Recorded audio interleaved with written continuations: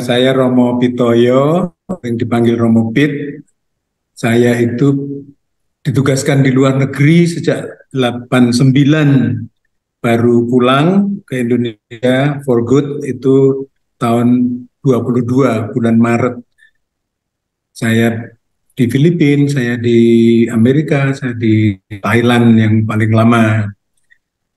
Setelah pulang, saya ditugaskan di Sanata Dharma, terus sekarang ini masih di Sanata Dharma, tapi juga ditugaskan untuk menjadi rektor di Brito, ketua yayasan, lalu juga pimpinan komunitas SY di De Brito ini. Nah, dulu waktu di Amerika ketemu Pak Yowas ini dan menjadi teman baik. Jadi saya merasa senang karena bisa kembali ke Indonesia ketika saya masih kelihatan agak muda gitu ya. Terima kasih. Bagaimana kita dapat menciptakan harmoni dalam keberagaman masyarakat, terutama dalam konteks persiapan menuju pemilu 2024? Kita akan menyebut pemilu itu sebagai pesta demokrasi ya, atau hajatan besar demokrasi. Kalau disebut hajatan itu karena memang menjadi hajatan semua, partisipasinya diharapkan benar-benar dari warga semuanya terlibat, dan dalam konteks di mana kita merayakan kebebasan berpendapat. Tetapi lebih penting dari itu, saya kira tidak hanya kebebasan berpendapat yang tanpa arah, tetapi justru masuk ke nilai-nilai demokrasi itu sendiri. Kalau tidak disadari, lalu memang bisa salah arah, itu menjadi ajang kekuasaan dan juga ajang pelemahan orang-orang yang tidak dalam pertemanan kekuasaan. Ya. Nilai-nilai demokrasi yang selalu didukung oleh saya sendiri sebagai Romo dari Katolik gitu ya, menurut ajaran gereja tentang politik gitu ya. Demokrasi itu apapun disebut manapun, yang penting adalah nilai yang dibalik itu ada 3. Tanpa 3 nilai ini demokrasi tidak pantas untuk disebut demokrasi. Itu hanya perebutan kekuasaan, ajang menaikkan pamrih dan juga mungkin bagaimana kita mendapatkan sesuatu dari situ. Nomor 1 itu adalah menghormati martabat manusia, the dignity of human person.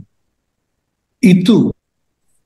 Yang kedua adalah juga menghargai hak-hak asasi manusia, the human rights, itu penting sekali. Lalu yang ketiga, karena ini memang menyangkut suatu negara yang berwenang tidak hanya mengatur tapi mensejahterakan dengan aman sentosa damai di dunia kita ini, ya menghargai kepentingan umum atau kita sebut common good. Jadi tanpa 3 ini, demokrasi juga tidak pantas untuk didukung apapun latar belakangnya kalau itu sebagai demokrasi.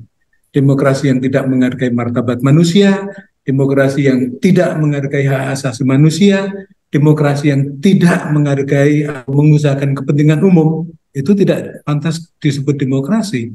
Nah, dalam hal kepentingan umum inilah maka kita mengatakan bahwa kita memilih pemimpin yang tidak hanya mementingkan kelompoknya sendiri dan semuanya itu. Makanya menciptakan harmoni ya dikembalikan kepada nilai-nilai demokrasi itu sendiri. Yang 3 tadi itu. Saya kira bagaimana itu diciptakan ya dengan disadari betul, tapi juga kita akan negara Pancasila yang bertuhan. Tuhan pasti menghendaki kita itu hidup bersama sebagai ciptaan Tuhan yang damai ya. Jadi kalau arahnya bukan damai, itu bukan lagi demokrasi. Dalam konteks keberagaman agama, etnis, dan budaya, bagaimana kita dapat membangun kesadaran bersama untuk mendukung proses pemilu 2024 yang adil dan damai? Tentang kesadaran, memang untuk membangun kesadaran itu bukan sehari ya. Dari otak ke hati itu butuh bertahun-tahun. Jadi orang tahu, di otaknya itu tahu. Tapi untuk benar-benar sampai di hati, meskipun jaraknya itu cuma sedikit. Itu butuh bertahun-tahun dan butuh waktu, tapi juga selalu konsisten. Nah, saya hanya ingin seperti memberikan ilustrasi ya. Kalau anak muda kita dan juga kita sendiri tidak diajari untuk menghargai keberagaman, ya pasti yang terjadi perebutan-perebutan itu.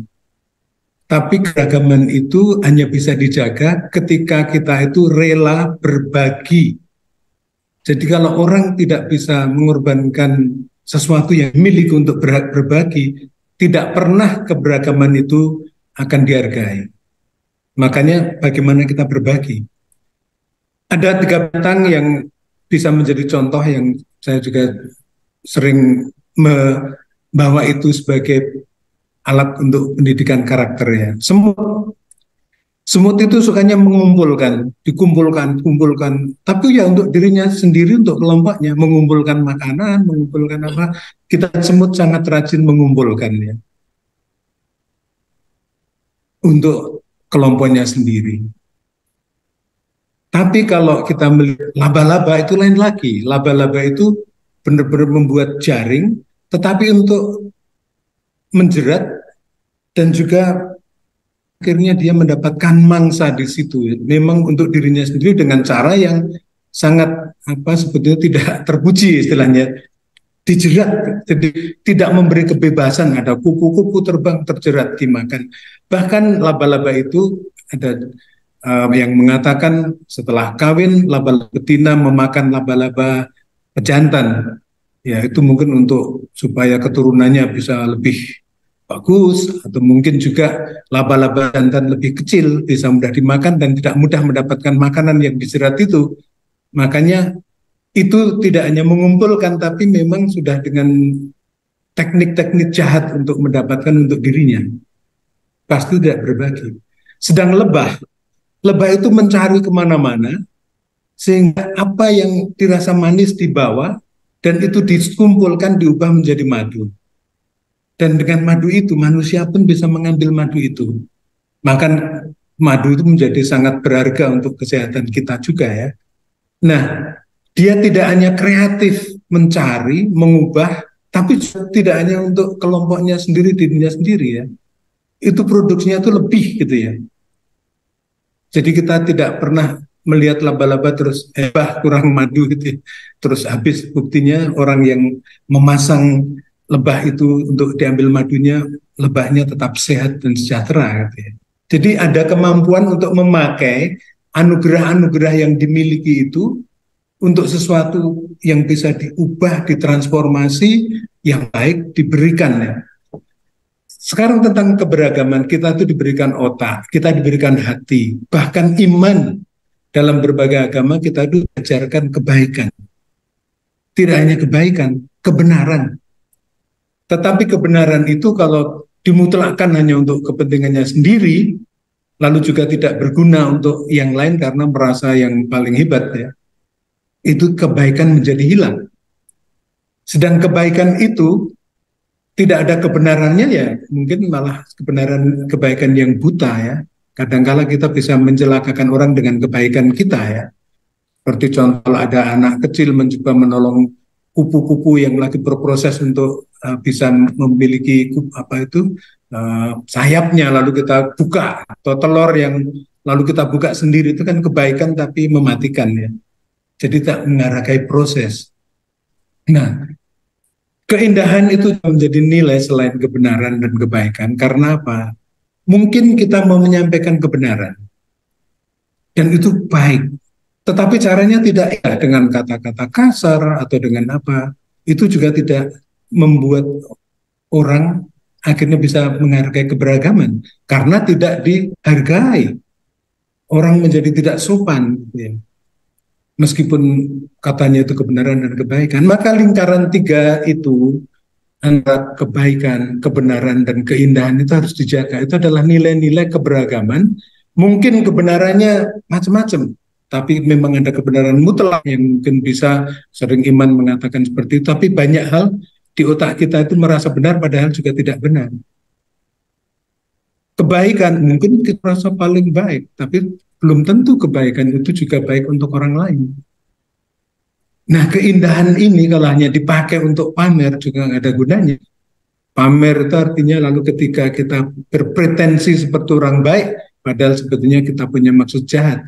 Itu kan bukan kebaikan dan bukan kebenaran. Makanya keindahan bagaimana kita berkomunikasi diajarkan kepada anak. Itu sangat penting bagaimana orang tua mengajarkan santun, sopan santun, etika yang memang dihidupi.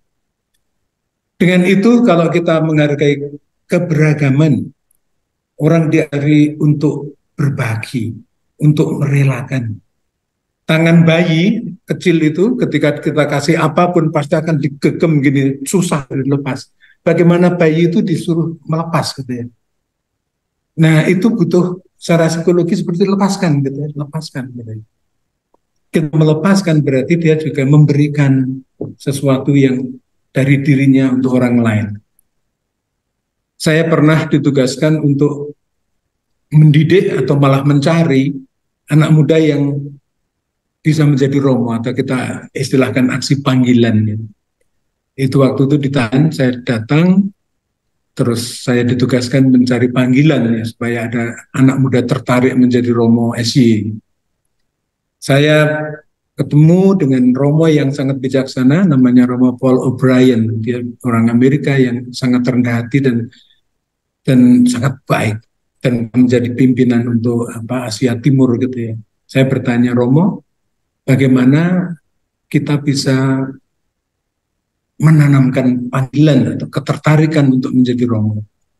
Jawabannya sangat singkat dan itu saya pegang terus. Dia bilang, teach them sacrifice. Ajari mereka berkorban. Menjadi romo tanpa kerelaan berkorban nggak mungkin.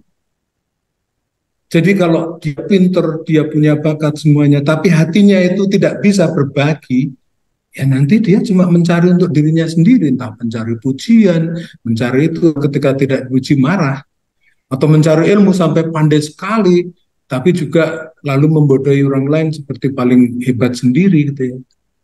Bagaimana dia bisa benar-benar menjadi romo yang baik adalah ketika dia juga punya semangat pengorbanan, berjiwa besar, dan rela berkorban. Maka kata big head, big heart, big hands itu penting ya.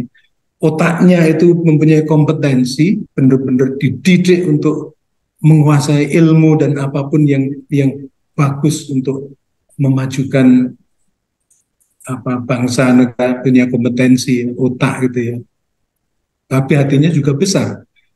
Kepala besar, hatinya kecil, itu bisa menjadi orang yang sangat kecil. Hatinya besar tapi nggak punya otak itu juga bisa menjadi bencana.